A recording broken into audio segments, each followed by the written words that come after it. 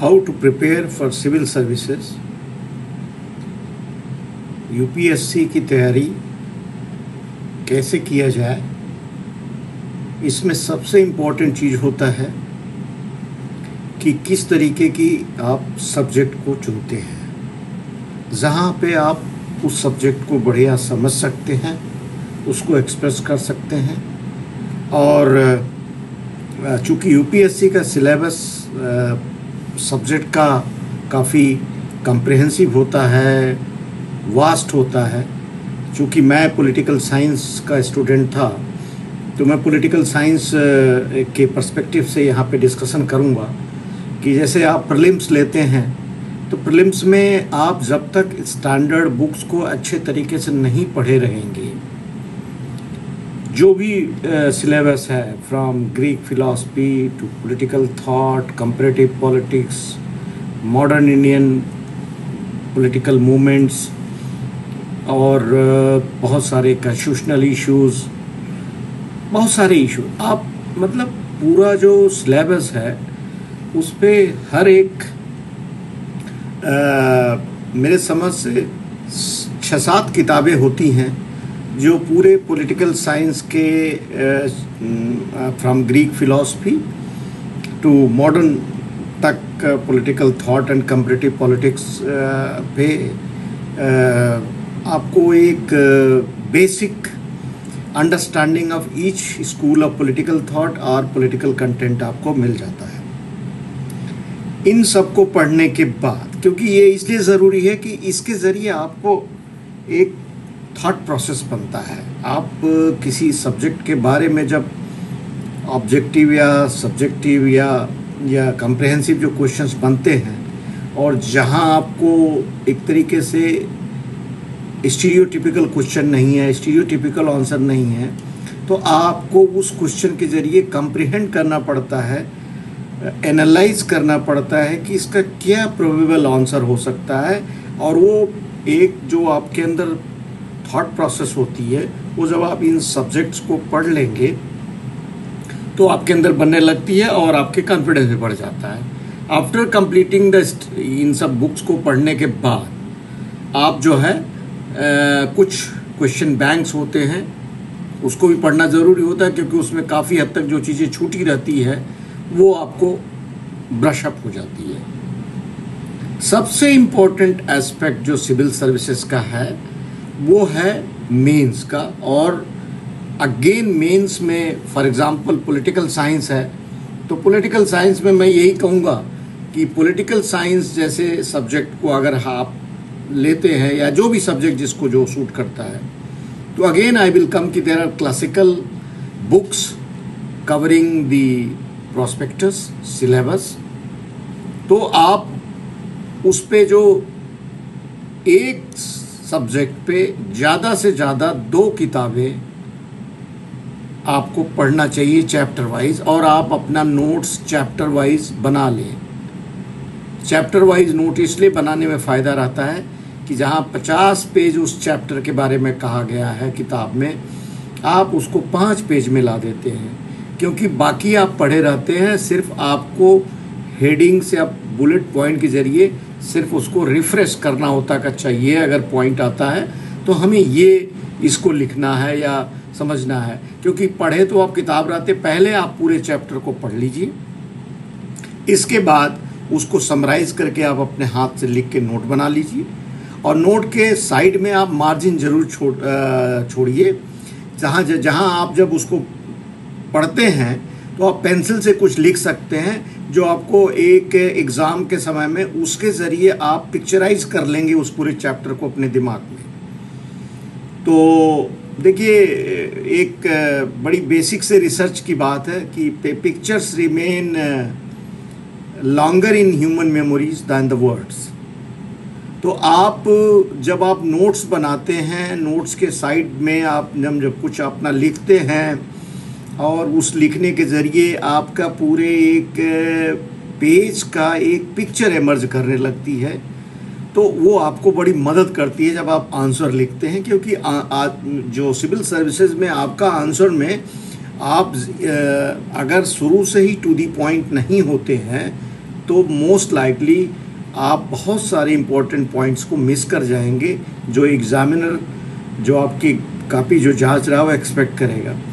तो आपकी even very first few words ही आपके स्टेट ऑफ नॉलेज को, स्टेट ऑफ डेप्थ को, अंडरस्टैंडिंग को, लिंग्विस्टिक क्या आपकी कैपेबिलिटीज़ है उसके बारे में इंडिकेट करने लगता है। और तब उसके बाद आप फैक्ट्स और उसके बारे में एक बैलेंस्ड ओपिनियन लेकर के आप लिखते हैं तो आप बहुत अच्छा तरीके से अपने आप को एक्सप्रेस कर पाएंगे। एक और चीज़ मैं नोट करता हूँ लड़कों में कि don't start writing your questions answers immediately. आप जो भी 5 क्वेश्चन या जो भी सेलेक्ट करने हैं ऑप्शन में सेलेक्ट कर लीजिए और सारे क्वेश्चन पेपर को कायदे से पढ़ लीजिए और जहां आप सबसे अच्छे हैं उस क्वेश्चन को लीजिए और उस क्वेश्चन के जितने पार्ट्स हैं उसको आप जब आप एग्ज़ाम में बैठे हैं तो उस क्वेश्चन को आप जो भी सेग्रीगेट कर लीजिए कि एक क्वेश्चन में क्या क्या बातें पूछी गई हैं तो उसके अंदर अंडरलाइन करके पॉइंट 1 कर दीजिए, दूसरा एस्पेक्ट पॉइंट 2 कर दीजिए, तीसरा एस्पेक्ट पॉइंट 3, चौथा इस तरीके से अंडरलाइन करके। तो जब आप आंसर लिखते हैं तो ये मेंटल अकाउंटिंग कर लीजिए कि किस चीज़ पर ज़्यादा हमें इम्फेसिस देना है as per the thrust of the question और कोई भी एस्पेक्ट हमें छोड़ना है नहीं है। और अगर कोई ओपिनियन बेस्ड या कोई कंक्लूज़न बेस्ड चीज़ें हैं तो वहाँ पे हमें ये देखना है कि किस तरीके से हम अपने कंक्लूज़न करते वक्त, जिसको हम प्रॉस एंड कॉन्स बोलते हैं, किसी भी चीज़ की समीक्षा होती है तो हम बैलेंस्ड रहें, हम उसमें इमोशनल ना हो पाए और अपनी बातें अपने पर्सनल व्यूज़ के बजाय जो स्टैंडर्ड एकेडमिक व्यूज़ है उसी के आसपास रहें। क्योंकि पर्सनल व्यू में आप जज्बाती हो सकते हैं। For example you are writing Indian foreign policy, you are writing particular phase. अब आप उस फेज का एक एकेडमिक और एक टेक्स्ट बुक क्रिटिसिज्म जो होती है स्टैंडर्ड इवेल्युएशन उसी के आसपास रहिए। ये ना कहिए कि ये मतलब हाइपोथेटिकल होती है कि ये सब चीज़ें आपको actually it is a process of improving your thought process which आपके लाइफ में काम आएगी to make or frame some opinions about anything. लेकिन with regard to civil service examination आपको ये देखना है कि आप अपनी जो पॉइंट ऑफ व्यू है वो बैलेंस रखें so that nobody is able to profile you कि आप का जो टिल्ट है वो वन वे है, क्योंकि that is not the standard expectation from a civil servant और आप इसमें बचिए।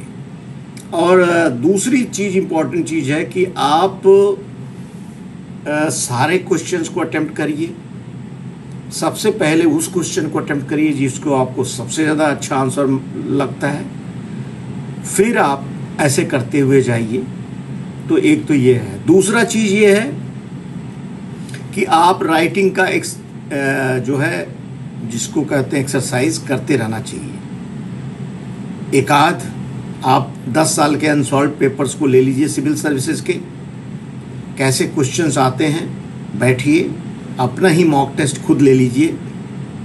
आपने उसी में से जो है एक प्रोबेबल जो चीज़ें 8-10 साल में आई एक प्रोबेबल एक क्वेश्चन पेपर बना लीजिए खुद ही जिस साल में आपको आना है, और क्वेश्चन पेपर बना करके और फिर उस क्वेश्चन को अपना एक सॉलिट्यूड एटमॉस्फेयर बिना किसी हेल्प के एक बार 3 घंटे के अंदर जो एग्जामिनेशन का जो स्टैंडर्ड रहता है उस हिसाब से लिखिए।